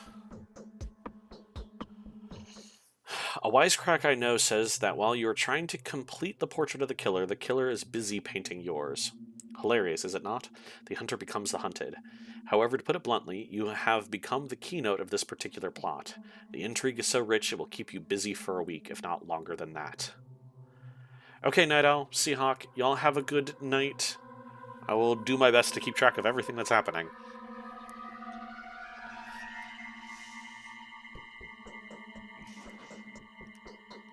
What would you do if you were me? If you want my advice, I wouldn't trust what our feudals tell you. The perpetual triangle of influence means that every party concerned will do their best to use your authority to their own benefit. I'm not that conceited. Perhaps people of lower standing would not try to use me. It's more likely that people of such standing will be much too scared to cooperate. Given your position, you may want to try your luck with the shadow cabinet of local nobility, the women of influence. They know much more than the simple townsfolk, yet they care much less than the families in power. Okay, who are these lady aristocrats? Such a way of saying it would be of relevance strictly within the specific context of values and perceptions characteristic of a backwoods hole like ours. The catch is that the aristocracy is not defined by birthright here, rather the status is granted by the degree of enigmatic fascination that a woman is possessed of. Questionable background, audacity of demeanor, you know, this whole assortment. Do tell me who these affluent ladies are. Laura, Eva, yours truly, and last but not least, Maria. It's Maria Kane, Eva Jan, Yulia, and Lara, who Reuben talked to. I wouldn't listen to Katerina if I were you. Her morphine habit has turned her into a walking corpse. The others, however, are liable to deceive. You don't like being lied to, do you? Can't say I care all that much. I can live with it. Okay. That didn't give me more things on the map. That's not a new letter.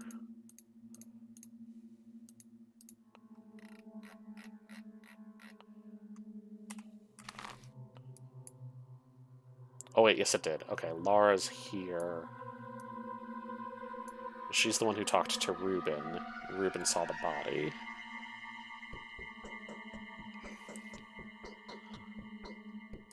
So I want to talk to Laura and Vlad. Laura to see if she knows anything about what Reuben saw on Simon's body with the claw marks, and Vlad to see if he knows anything about what Isidore said concerning the steppe people.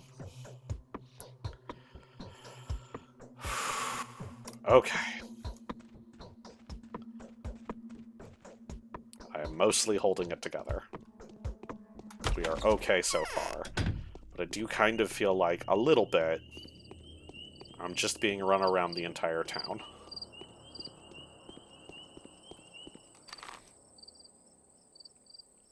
Come get inside that fence.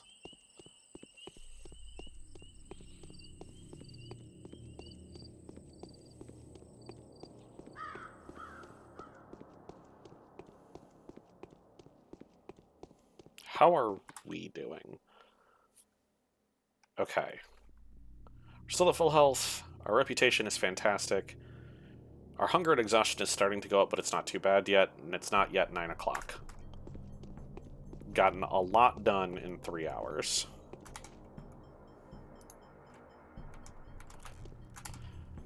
Couple more bottles. I'll fill those with water. Perfect.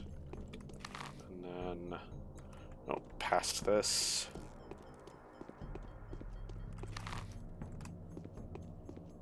Into here. This should be Lara's place.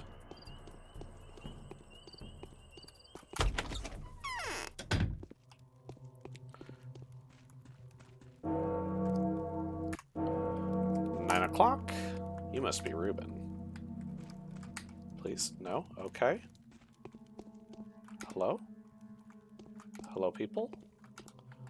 Can't interact with anyone? Laura? There are dark rings under your eyes. You are the person that came to Maria Kane in a dream. I recognized you straight away. My name is Laura Ravel, and this is The Shelter. You are always welcome here. My name is Daniil Dankovsky. Let's be friends now. I prefer being friends with everyone. You always have guests, but your face looks so sad. Well, yes, I'm the mistress of this house, after all. That doesn't mean I'm a mistress, mind you, not with a capital M. I won't ever become one. But I can also serve people to the best of my ability. Who are the capital M mistresses, then? The mistresses of the town. We call them the Dream Mistresses. Maria Kane, Olganskaya, and Saburova. Now, after Victoria and Nina's departure, it's their daughters who are trying to see the future. They are far less impressive than their mothers for now, of course. Maria is probably the best.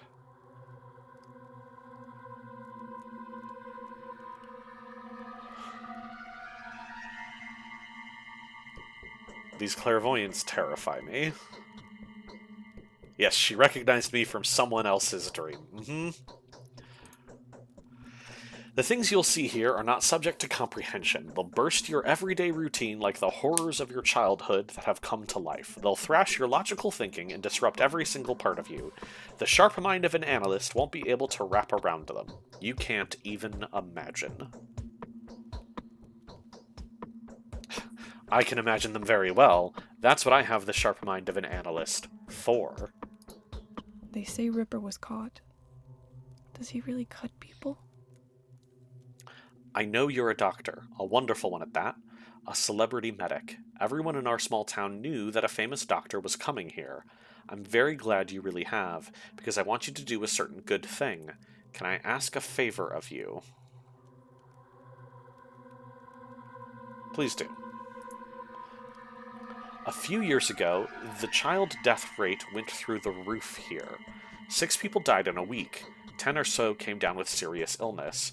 It made us worried, but unfortunately we couldn't find the cause straight away back then.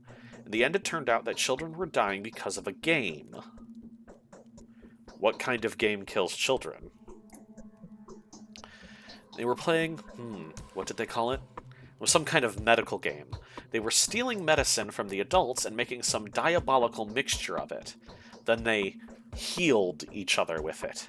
Back then, the game just faded into obscurity, but now I've heard that they're contemplating doing it again. Someone has already been poisoned. But what can I do? I'm no poisoning specialist. I can do an examination, of course, but... No, it's much simpler. There's a house somewhere in the town, either abandoned or just unoccupied. That's where they play hospital. That's where they store their horrible mixtures. Use your standing and your celebrity name to put an end to the game. Capella, Olgimski's daughter, believes that the house will be unlocked today. Okay, I'll do my best, of course. How can I find the house? Capella mentioned it's next to one of the ruins. My friend couldn't hear them properly. Have you seen those stone stairways to heaven?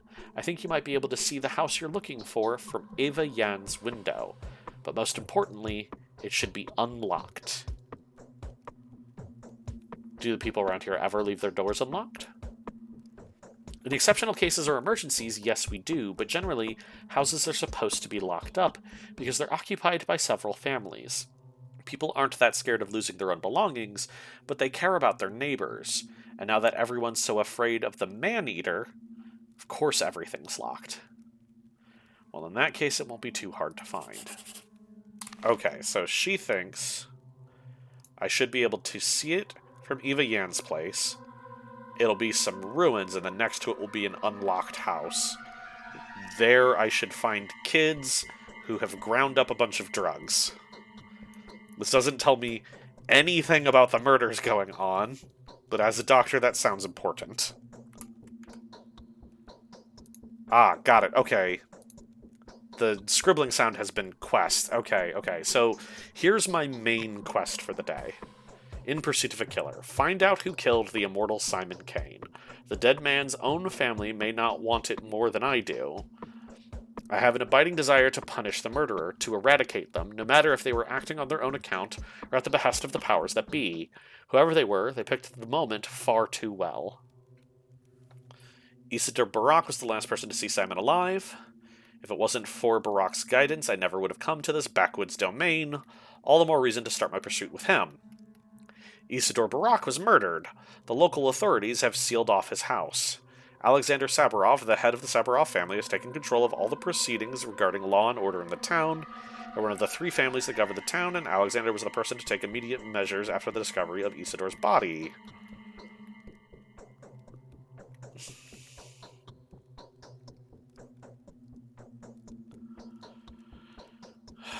Okay. I'm gonna find out anything about Isidore. I have to go to the Dankovskys. I sort of feel like Simon's murder has gone cold.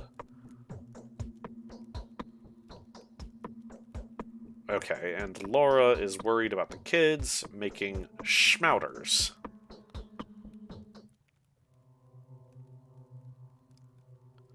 I can see the stash from my window in the still water in a house by the staircase ruin. Okay. I'm a long way from that. We're going to talk to Vlad first, for sure.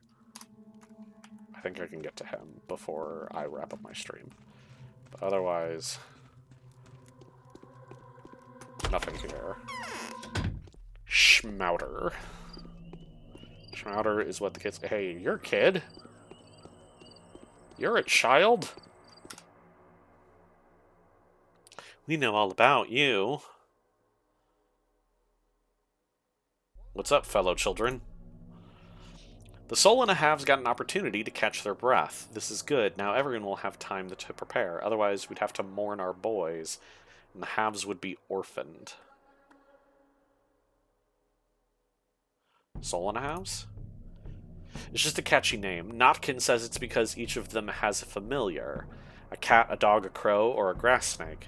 Half a soul more than a normal person or a normal animal.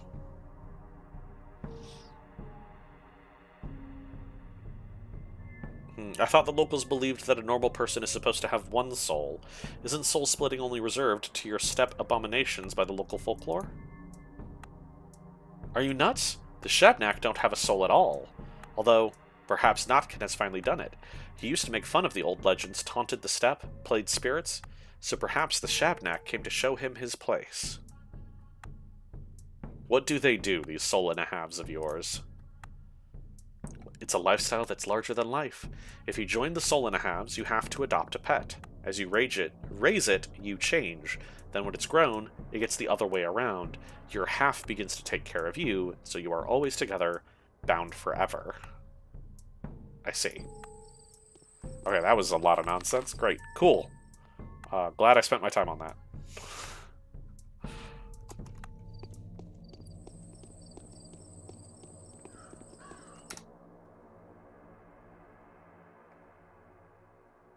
What's in your pockets, pumpkin? Presents. Do you want to trade presents? Sure. She has a lockpick and pills. So the stuff that's grayed out is stuff that I can't trade her. She'll take my needle or scalpel, though. Good to know.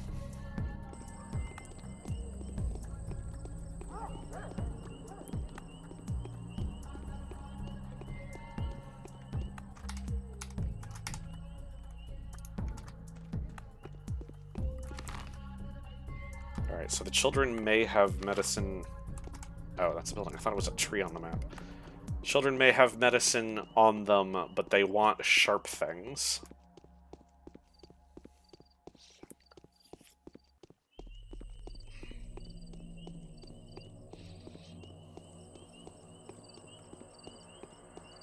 Okay, we're here.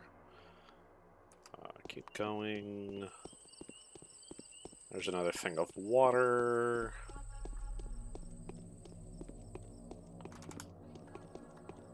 Okay, apparently my bottles are already full.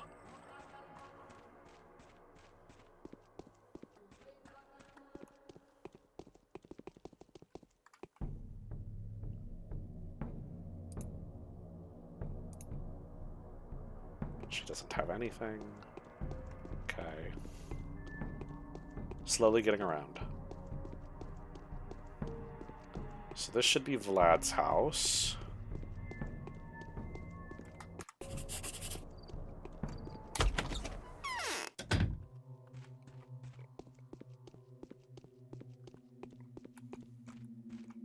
Vlad?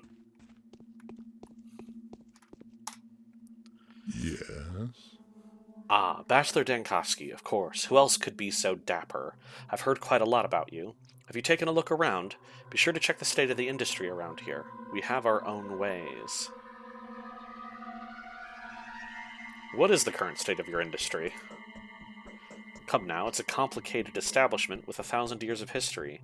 A special approach is required to control such a colossus. See where I'm getting at, emissary? It would be pointless to object. I can see we're not really seeing eye to eye. The project is special, very special. That means common standards do not apply here. That would be very naive. You're probably right. No. I won't believe in some earthen killer. I'd like to inquire about the fate of my colleague, Isidore Barak, about the manner of his death, to be precise. No, okay. This is better. Isidore came to see you last night. Don't try to deny it. So what if he did?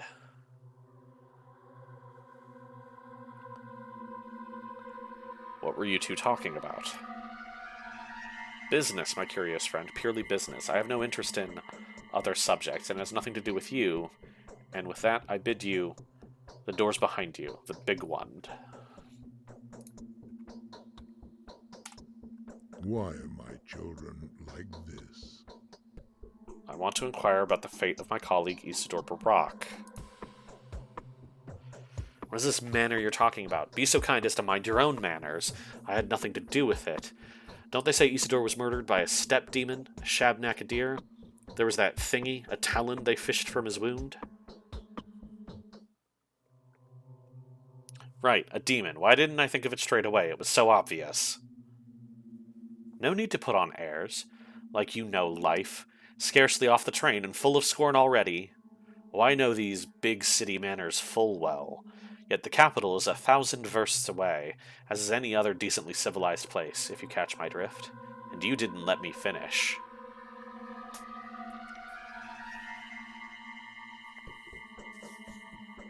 Alright, I apologize for the sarcasm. Is your money where your mouth is, though? It's hard for you to believe, isn't it? It used to be hard for many. Take my boy, for example. A scoffer if I've ever seen one. And now even he believes it's real. He went off his head a bit. You're in the steppe now, esteemed sir. Eastern and backwards. The dead rise from their graves here. Clay dummies dance. The bulls talk. Does he know the steppe well, that son of yours? He rubs elbows with the rabble, the butchers, odong, shepherds and gatherers, learns their tongue, collects their legends. He doesn't keep them in check at all. They even dare to come visit him with the premises of the town. If you see a worm creeping through the streets, he's definitely looking for my son. And what's wrong with him visiting within the premises of the town? They're dangerous, they're aggressive, and they hate everyone who isn't a steppe person. They'll jump you and kill you on the spot. They'll tear you up with their teeth and devour your flesh while you're still throwing fists at them. So if they're spotted within the town, countermeasures are taken.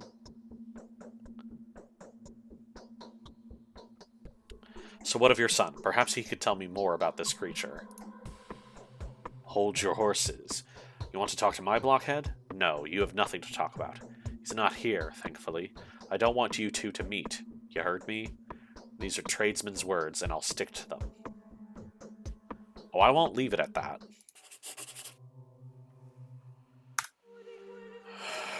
Okay, so Vlad's not giving me a lot to work with here.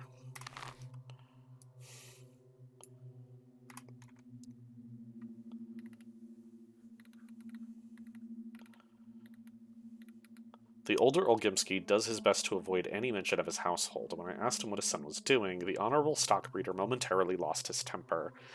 I think the son knows just as much as the father, and it will be easier to get him talking, but where can I find him?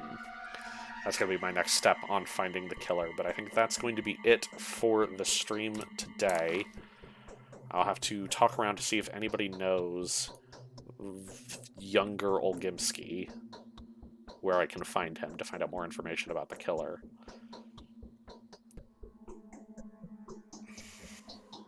And then somewhere around here find the kids making terrible, dangerous drug stuffs. Okay, that'll be it. That's all for today. I will be back again next week, streaming more of this, and hopefully we get some information finally that's actually useful. Thank you for joining me. I appreciate you being here for this weirdness. You all have a good night. Bye, everybody.